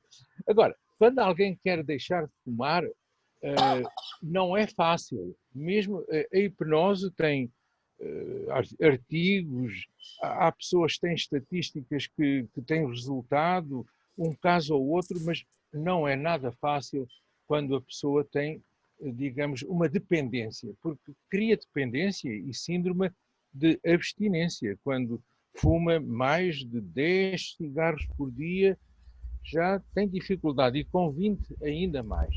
Mas pronto, podemos aqui assim utilizar não só, eu diria, não só a hipnose, com algumas das técnicas que nós já aqui falámos, mas também seria de usar alguma medicação e com um ou outro conselho que poderíamos dar também. Nós sabemos que ao parar de fumar há um síndrome depressivo e hoje há até alguns medicamentos que são suscetíveis de ser usados também para deixar de fumar e ser antidepressivo. E como o moclobimide, por exemplo. E na hipnose, o que eu faço é realmente a pessoa, sob hipnose, deixo-a atravessar uma ponte onde ela olha para trás e vê um mundo dela, um mundo queimado, negro, incêndios, tudo devastado. E depois, a meio da ponte, digo, olha em frente, veja o seu mundo. E se a pessoa não tem nada para criar um mundo de mais realidade benéfica, sou eu próprio que digo, veja, árvores, um lugar frondoso, oxigênio, o sol brilha, quer continuar a meio da ponte ou passar para lá? E aí eu digo, é a sua oportunidade. E aí criamos, pelo menos, um certo movimento de avanço para esse mundo. E além disso, o que eu costumo usar é que a pessoa, se está dependente, para largar o cigarro, tem que dar algo em troca. Então eu pergunto, há algo que goste, um perfume, algo que goste de beber, que goste de comer, que não aumenta as calorias extraordinariamente. Então, eu digo, quando vem essa vontade, pode fazer isso, vá comer algo em troca de não ter fumado. Outras vezes, com o caso do perfume, para mim é mais simples. Cavalheiros e senhoras a quem foi oferecido um perfume pelo seu amigo ou pela sua amiga, ou namorado ou namorada, então um frasquinho pequenino, andam no bolso e quando vem a vontade de fumar, fazem um pouquinho de perfume no seu, nas costas da mão e se nifam. E, portanto, aquilo é como se fosse um pequeno equivalente de fumar. E, portanto, com estas pequenas técnicas, ou outra que eu digo também, vamos lá ver, você está fumando 12 cigarros em 12 horas. É um cigarro por hora. Vamos passar isto para um cigarro de hora e meia ou de 2 em 2 horas. E a pessoa sabe que tem direito a fumar, mas que vai aumentando. E vamos criando assim estas técnicas e penso que são aquelas que podem dar mais resultado, mas não é uma situação a 100% de modo nenhum. É isso. Trabalhar com fumo, com cigarro, com vícios, com hábitos, vamos dizer, é um constante. Quem faz hipnose recebe muito destes casos, né? Para tentar lidar com o hábito. Como eu venho da medicina comportamental, eu sempre costumo dizer, eu gosto de trabalhar muito com... naquela orientação para casa, Mário, eu gosto de fazer o que eu chamo a prescrição do sintoma, como Milton Erickson fazia, que na realidade, mas eu faço ela de uma maneira onde a pessoa vai fazer o sintoma em horário certo. Você quer fumar? Você fuma um cigarro por hora? Você vai fumar um cigarro às 7, um às 8, um às 9. Ou seja, eu faço um condicionamento aversivo. O prazer que ela tinha de fumar quando ela tinha vontade passa a ser uma obrigação. E aí isso vai fazendo com que ela termine criando um senso, vamos dizer, uma aversão ao fumar, porque ela não pode fumar quando ela está com vontade, ela vai fumar naquele horário de obrigação, né? Mas existem muitas técnicas para isso. Sim, tá? Exato. Eu tenho uma pergunta que fizeram aqui, que era sobre... deixa eu ver. Fizeram uma pergunta para a Gilda, que era sobre o que é UFO, né? Quer dizer, como é UFO e como que trabalham com a ressignificação ou como que lida com esses traumas das pessoas com história ufológica, né? Eu gostaria que a Gilda respondesse isso. E depois eu já vou pedir para o Cabral já ir pensando que dá para saber que a memória da pessoa trouxe é de vida passada ou se é do DNA dela. Cabral, você vai responder essa pergunta. Deixa a Gilda falar agora um pouquinho sobre essa resposta do UFO. A pessoa quer saber o que é paciente UFO, o que é paciente memória UFO. Alex, eu vi a pergunta, Osmar.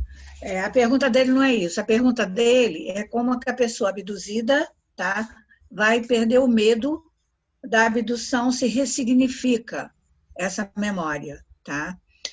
Na minha prática, se você chega realmente à memória real da abdução, tá? E ela revive isso, quando ela é desprogramada naquele final, como eu coloquei, tá? Ela volta já sem medo. A partir daí, ela já tem muito menos medo. Não quer dizer que ela não vai ter, mas já é um medo suportável, porque é como se ela, a partir daí, conheceu a realidade do fenômeno. Agora, o que eu observo, eu tenho colocado isso em palestra, tenho colocado isso em aula, de 2 anos para cá, tá? Ninguém mais tem memória traumática de abdução. Só as pessoas acima de 50 anos. Todo mundo que eu regrido abaixo de 50 anos, eles revivem uma memória como se fosse uma abdução, são levados, se vêm dentro da nave, se vêm dentro de deitado com a luz em cima, seres em volta fazendo um exame, mas isso não é mais traumático. As pessoas encaram isso como se fizessem parte dessa pesquisa, como se eles fossem coparticipantes e mesmo já se acham que em outros momentos ou outra era já foi daquele mesmo tipo de ser, não tem mais medo nenhum e depois se transforma numa memória de uma viagem igual de contato, tá? Uma memória em que ele vai ver experimentos, vai parar no outro planeta, vai parar em outro lugar, vai conhecer a sua origem, tá? Já não tem aquele trauma muito pesado, como foi lá no princípio, durante 20 anos em que eu fiz regressão de abdução, e que esse trauma era realmente catártico, independente da minha vontade, principalmente quando eu comecei a trabalhar, que eu tinha pouca prática, e saía aquela catarse gigantesca, tá? Bem escandaloso, quer dizer, o brasileiro chora menos, mas os argentinos gritavam, a americana gritava também, né? Então, as brasileiras choravam, só mais um pouco, e os homens choram até hoje. Mas não, hoje em dia eu não encontro mais isso. Quer dizer, já não tem essa catarse do trauma da abdução. Então, nunca precisou ser ressignificado. Era simplesmente desprogramado e substituído aquelas emoções e o entendimento do que era aquilo. Quer dizer, tinha uma parte de orientação, ou de instrução, ou de reconhecimento do que estava acontecendo, e que a partir daí a pessoa perdia o medo. Tá? Isso é a minha prática. Tá? Deixa eu esclarecer uma coisa. Responder a pergunta do Alex. Tá certo, perfeito. Deixa eu só esclarecer, a título de esclarecimento, para a gente deixar bem claro que às vezes as pessoas confundem. Catarse é um processo que a pessoa tem de reviver uma experiência ruim. Então, ela tem essa experiência de reviver. Quando ela revive essa experiência, as pessoas têm o processo de abreação, que é a reação a essa experiência. Então, tem pessoas que, quando tem a catarse, ela tem uma abreação de chorar, de gritar. Tem outras que ficam fechadas, quietinha. Tem outras que ficam mudas. Tem outras que começam a dar risada. Ou seja, a maneira da abreação, que é vamos dizer, a manifestação externa da catarse, são coisas diferentes. Muitas vezes a pessoa tem uma abreação, você está fazendo uma regressão nela, ela começa a chorar. Aquele choro dela é uma abreação pelo processo que ela foi buscar, pela catarse que ela está fazendo. As duas não são sinônimos, elas têm uma diferença. Uma é o processo interno, a catarse, ela buscar a experiência, e quando ela busca a experiência, a maneira dela manifestar, uns podem ficar agressivos, outros podem chorar, outros podem ficar tristes, outros podem começar a dar risada, é a abreação, né? Eu só queria chamar a atenção disso. Ô, Cabral, hipnose, DNA, memória, Deep Memory Process, memória celular, memória extracerebral. Como é que é essa história? Bom, olha só, eu sou, a minha criação católica, apostólica romana, de uma tradicional família portuguesa, em que era tradição ter um filho ou uma filha padre ou freira. Eu, né, Mário? Então, sobrou para mim, porque meu irmão já estava esperando para entrar para o seminário quando faleceu. Sobrou para mim, eu falei para o padre assim, ó, padre, eu era coroinha, né? Padre, me tira dessa que eu quero ser médico. E ele, o meu amigo, foi lá e falou para a mãe assim, olha, dona Isaura, ele quer ser médico, como é que vai ser um sacerdote do corpo? Ele não deixa de ser um sacerdote. Foi o que acalmou minha mãe. Então, logicamente, dentro dessa tradição, nós não acreditávamos em vida passada. Era totalmente um absurdo essa crença.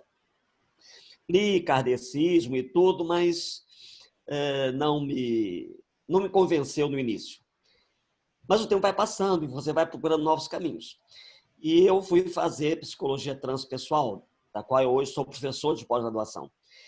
E a psicologia transpessoal aqui no Brasil, ela tem 3 vertentes. Segue Jung, segue filosofia budista e física quântica. E então fui ter uma aula de budismo com um monge,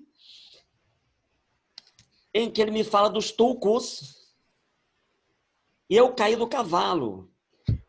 Tulku é uma criança que já foi lama, vem e diz, olha, eu fui tal lama em tal cidade assim e vim para continuar ajudando a humanidade, e sabe de detalhes que ninguém sabia.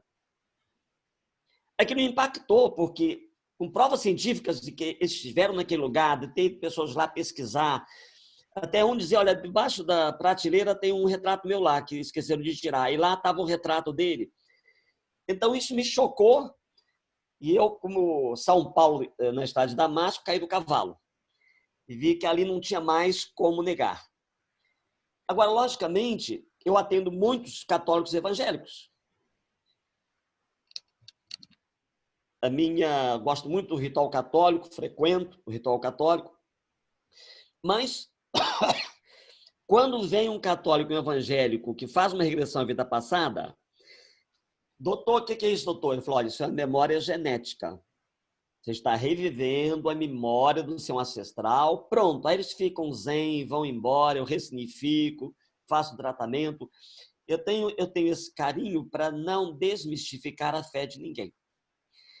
Agora, realmente, às vezes é muito difícil você saber a diferença. Só que eu não me preocupo dessa diferença, porque o material que vem, seja do inconsciente coletivo, seja de vida passada, seja de memória genética, seja de constelação familiar, eu vou ressignificar. Eu não tenho nenhuma preocupação com isso, de saber se é ou se não é. Eu ressignifico e ajudo o paciente. Sem preconceito, transdisciplinar, transreligioso. Essa é a forma que eu trabalho.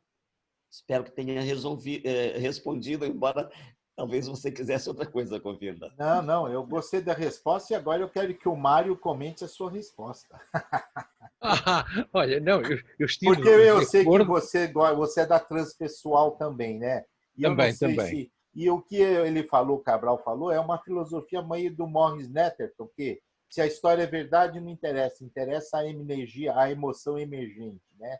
Então, eu acho que você também acha isso. Mas eu quero que você comente o lado do DNA. Eu também acho isso, porque nós sabemos pessoas que vivenciaram algo que não há provas que tenha sido real, ou mesmo que não acreditem em supostas vidas passadas, como eu continuo preferindo dizer, nós podemos sempre dar para essas pessoas uma explicação que é um mito pessoal, como disse há pouco, e os povos têm mitos. Você também pode ter o seu mito pessoal. É uma metáfora que o seu inconsciente utiliza para falar, ótimo, portanto. E quanto ao DNA, nós sabemos que temos memórias de espécie. Portanto, a nossa espécie, há memórias que vêm connosco, reflexos de mamar, reflexos de caminhar, etc. Portanto, há memórias de espécie que estão escritas no DNA. E eu penso que essas memórias de espécie não são apenas estritamente biológicas, são outras também, pelo menos a um nível já de reflexos, mas também de memórias, porque tem havido alguns casos onde as pessoas têm gestos, imaginem, gestos que tomam, expressões que a outra pessoa diz, é tal e qual o avô que ele não conheceu, ou a avó acerca de uma rapariga, tem gestos, atitudes, mesmo que a cara, a fisionomia não seja semelhante, mas a atitude é como se ela tivesse aprendido com alguém que não viu, que não conheceu. E, portanto, como disse o João, é assim, é o material que a pessoa traz. Se a pessoa não a crê em vidas passadas, depois também não me importa. E algumas pessoas começaram como o João a dizer assim, eu não acreditava, comecei a estudar, eu depois de viver isto aqui no consultório, e eu digo-lhe assim, em jeito ainda para não criar confusão, perguntam-me, mas e o professor acredita? E eu digo assim, olha, eu sou simpatizante, não sou militante, simpatizo muito com essa teoria e digo, se me faz sentir melhor, eu acredito. Por que é que eu não hei de acreditar? Se apetece algo, como acreditar, e se me faz sentir melhor, eu acredito nisso. E acabo dizendo assim, e mais, se non è vero, è bene trovato. E a pessoa vai tranquila para casa.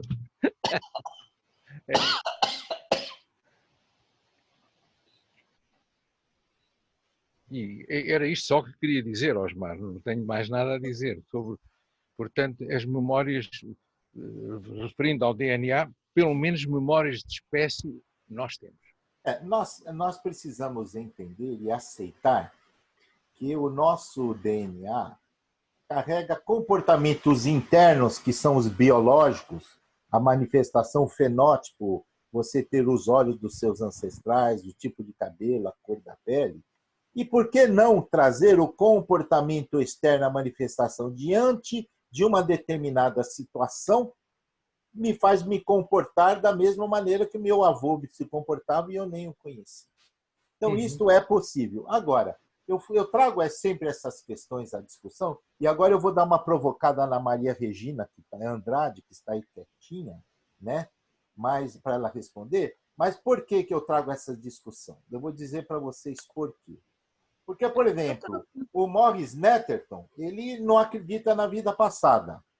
Já o Hans Tendan, ele gosta de trazer e ir até na vida intrauterina. Ele trabalha com a memória intrauterina, que ninguém comentou nada. A Edith Fiore, que foi uma das pessoas que a Regina conviveu, ela trabalhava muito achando que eram os espíritos de outras pessoas e tal. Pelo menos antigamente, agora ela pode ter mudado. Ela achava que era isso que modificava a história de vida da pessoa. E o Brian Weiss, que é um autor que muitos de nós lemos, ele acreditava que aquela experiência poderia ser realmente real, tá certo? E ele achava que o paciente, sabendo, entrando em contato com um trauma que ele teve numa vida passada, ele conseguia melhorar a partir da hora que ele deixava aquele trauma lá para trás. Mas ele tomava conhecimento e ele acreditava que isso era possível. Então, quer dizer, diante desta posição, a gente percebe que muitos autores têm pensamentos diferentes para suas metas, não é verdade? E aí, como a Regina é uma pessoa que trabalha muito com isso, a Maria Regina Andrade, professora doutora Maria Regina Andrade, que está com a gente no grupo de estudos de hipnose desde quando o grupo começou, e ela sempre dá essa aula para mim nos cursos e nos congressos, eu gostaria que ela falasse alguma coisa sobre essa história do DNA, essa história da regressão, quer dizer, que tipo de situação ela acredita especificamente, ou qual é a escola que ela segue. Regina, pode falar. Sim. Primeiro, boa noite. Gostei muito das aulas, do posicionamento de cada um dos nossos expositores. Foi muito bom, muito instrutivo e muito vivo também. Então, está sendo muito bom. Bem, como eu faço?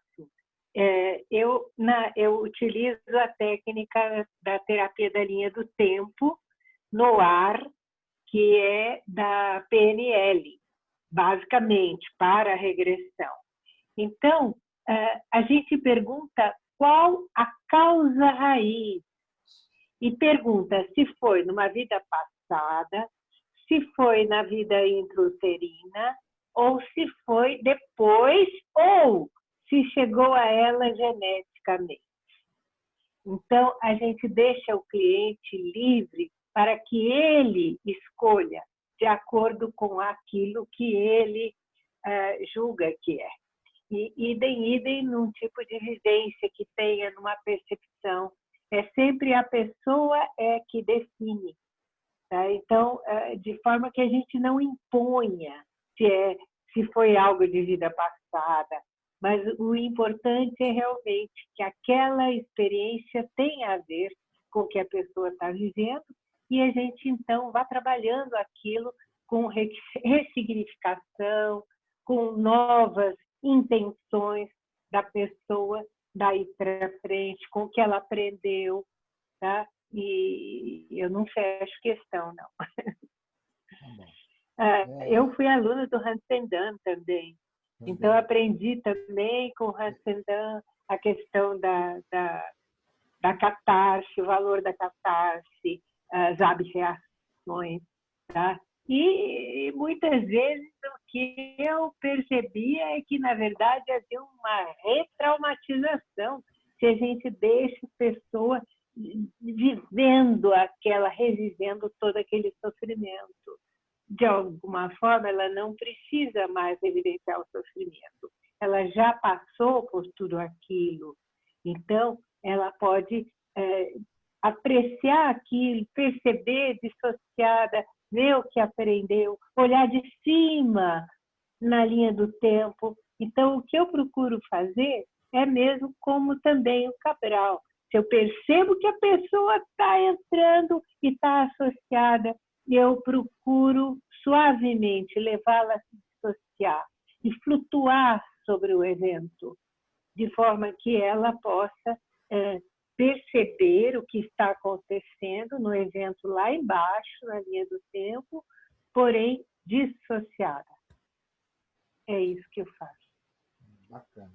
Eu queria perguntar, a Gilda quer falar. Fala, Gilda.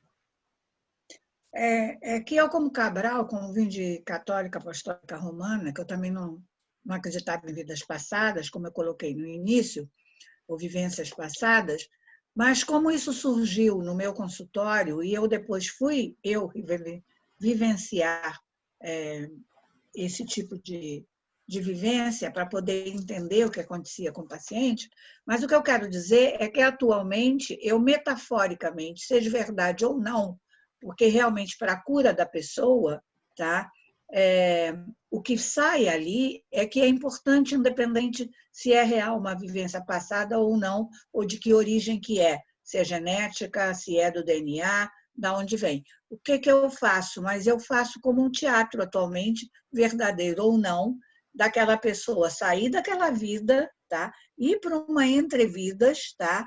Nessa entrevidas é que eu faço a ressignificação. Ali a pessoa vai perceber o que ela aprendeu com aquela vida que ela acabou de vivenciar.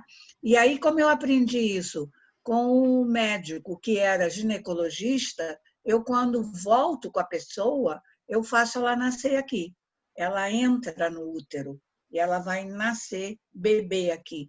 Aí ela ressignifica tudo aquilo com uma criança com carinho da mãe, porque isso eu aprendi, o médico, o Dr. David Tick, que era da Ideomotor, que eu também trabalho muito com a Ideomotor, que eu esqueci de colocar, quando o paciente é bloqueado, às vezes com a Ideomotor você consegue levá-lo a buscar a causa do fenômeno, quando ele não está conseguindo pela regressão direta.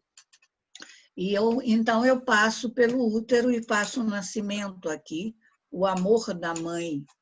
E ali ela percebe o que é dela e o que ela é da mãe, e ela consegue separar esse tipo de sentimento. E muitas vezes, quando retorna muito melhor e livre de muita coisa que ela carregava como dela e que não era, isso tudo fica ressignificado.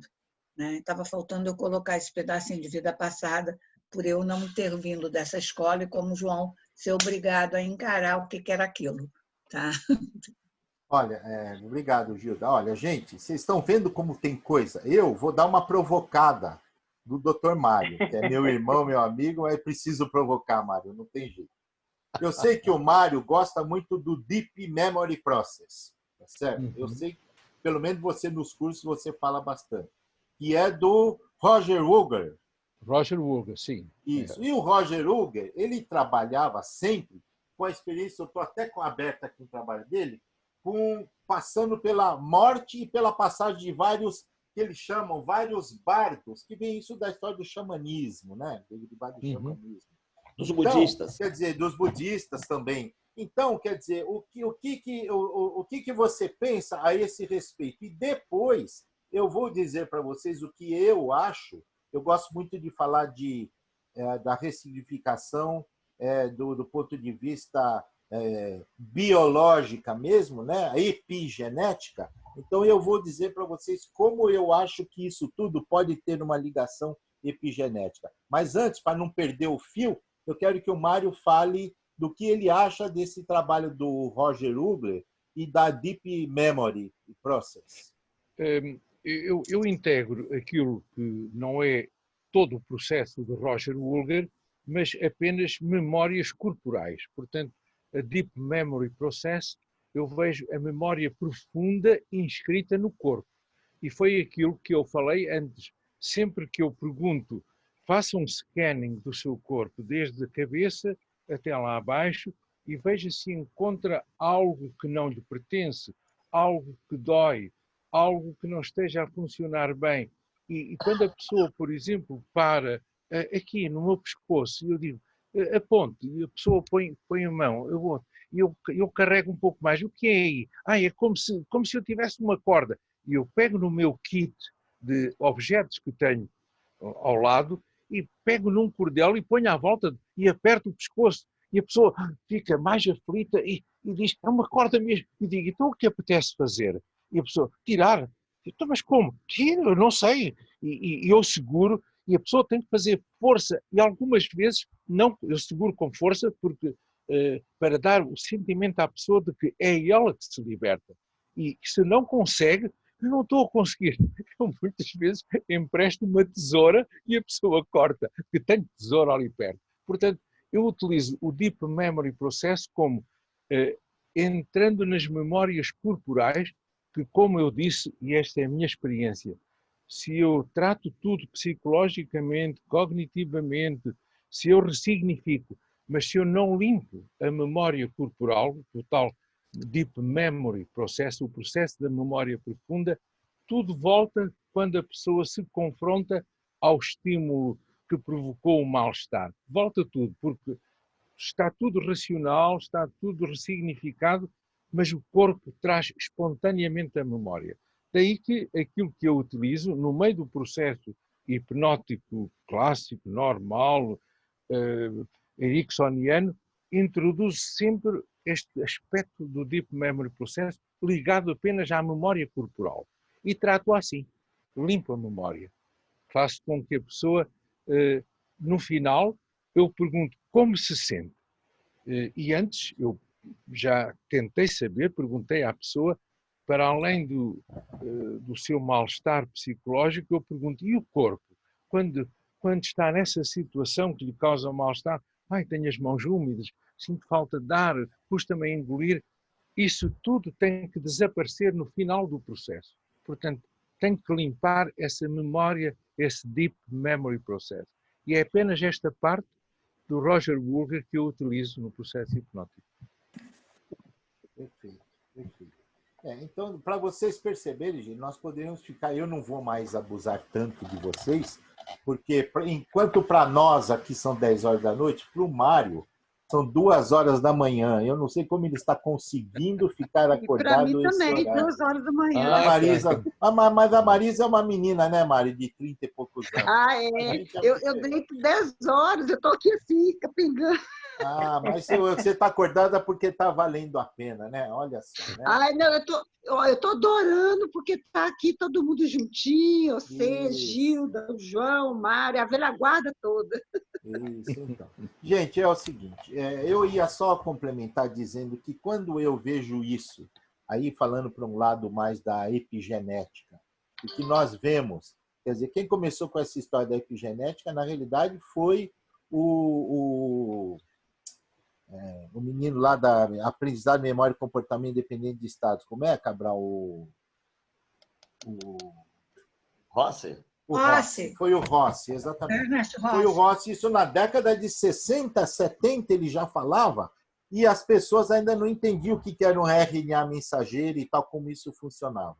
E hoje nós sabemos que qualquer bem, por exemplo, se eu fico nervoso, eu estou liberando uma série de neurohormônios, esses neurohormônios estão agindo no meu corpo todo e todas as células minhas estão reagindo a esse meu hormônio de uma determinada maneira.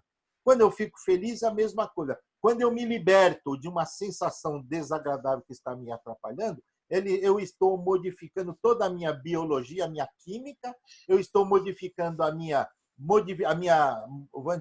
resposta celular através desses RNA mensageiros que vão no centro e criam todo o metabolismo interno de cada célula e a resposta das células glandulares, das células nervosas, cada uma na sua atividade pessoal, de identificação, né, orgânica. O que eu queria dizer para vocês é que eu acredito que exista esta interligação, e essa interligação vem através de uma coisa que eu aprendi também, que chama transdução de informação. A transdução de informação é como é que uma corrente elétrica, de repente, se transforma numa mensagem. Como é que uma vibração pode se transformar numa informação, pode se transformar num som. Ou seja, todas estas coisas estão por conta das transduções de informação, e a transdução de informação são maneiras, vamos dizer, aí sim, quânticas, dos átomos responsáveis por todas estas coisas acontecerem. Nós não podemos esquecer que qualquer atividade uma proteína, uma vitamina tal, são átomos que estão se reorganizando e esses átomos estão liberando uma energia. Quando o elétron muda de camada, ele libera uma energia quântica e essa energia quântica tem suas repercussões e elas andam por aí também pelo universo. Nós não podemos esquecer, aqui eu vou lembrá-los, dos trabalhos do Sérgio Felipe, tá, Sérgio? Onde ele trabalhava com a história da pineal, tá certo? E da pineal como um órgão, como se fosse uma antena parabólica que estivesse recebendo ondas eletromagnéticas de todo o universo. Lembrando que a luz é uma onda eletromagnética. A onda eletromagnética ela anda pelo universo. E isso ele se incorporava através da glândula pineal e ela se traduzia em alguma forma de comunicação. Por isso, por aí, a gente pode explicar a história da espiritualidade, a história da comunicação à distância que as pessoas têm, a história de radiestesia e todas estas histórias de comunicação, de transdução de informação, nós podemos entender com esta visão. E é uma visão quântica, de certa forma. Tá? Então, de qualquer maneira, eu queria agradecer ao Mário, especialmente, ao Cabral, à Gilda Moura. A gente sempre aprende com vocês. Eu peço desculpa porque eu aproveito mesmo, não quero nem saber. Eu tenho que aproveitar e queria agradecer a todos. Eu quero dizer que eu vou colocar no grupo de estudos de hipnose uma ficha que as pessoas que participaram aqui, é só chegar lá e você vai abrir a ficha e vai escrever seu nome, seu e-mail e seu telefone. Só isso. Por quê? Porque essa ficha é importante. Primeiro, para quem não está ainda oficialmente no grupo de estudo, eu coloco o telefone lá e a pessoa passa a receber o zap do grupo de estudo. E, para mim, é importante porque esta ficha, eu depois faço o relatório de todo mundo e anexo no relatório que eu mando para a universidade, porque isso continua sendo uma atividade do Departamento de Psicobiologia da Unifesp, por enquanto. Tá bom? Eu queria agradecer a todos. Se alguém quiser, os 3 palestrantes, dar uma palavra final. Eu quero pedir desculpa, porque tem muita gente que eu amo que está aí nessa sala, que eu adoro. Eu gostaria de poder conversar particularmente com cada um. Não dá para a gente conversar com todo mundo, porque vocês entendem a situação, né? Mas eu continuo disponível para a gente continuar conversando no paralelo e sempre que precisarem, tá? Eu quero dar um beijo para todo mundo e vou pedir para o Cabral, para o Mário e para a Gilda dar as suas palavras. De novo, Gilda, começando com você, quem é a mulher. Tá bom. E a mais bonita de todos também. Então, vamos ver. Obrigada.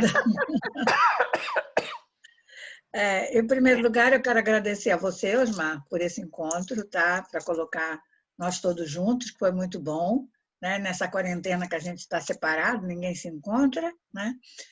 Em segundo lugar, eu quero agradecer aos meus alunos, todos os meus alunos e amigos que vieram, e eu vi bastante deles, não pude falar com eles, mas sei que muitos estiveram presentes, tá?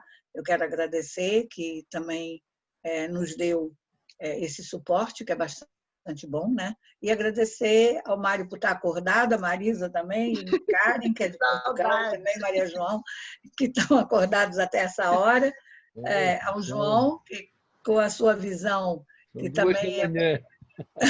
Pois é. E ao João, que tem também uma visão um pouco diferente. Eu vou pensar bastante agora no órgão, quando eu estiver fazendo a parte corporal das pessoas, tá? Muito obrigada a todos e se a gente puder daí para frente estar se encontrando é muito bom, tá? Osmar, obrigada. De nada, Gilda.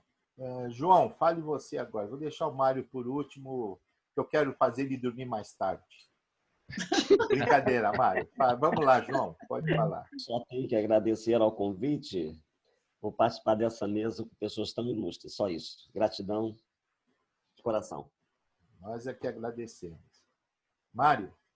Olha, Osmar, eu acho que a tua ideia e o trabalho que tens tido de manter este espírito da hipnose vivo é de louvar.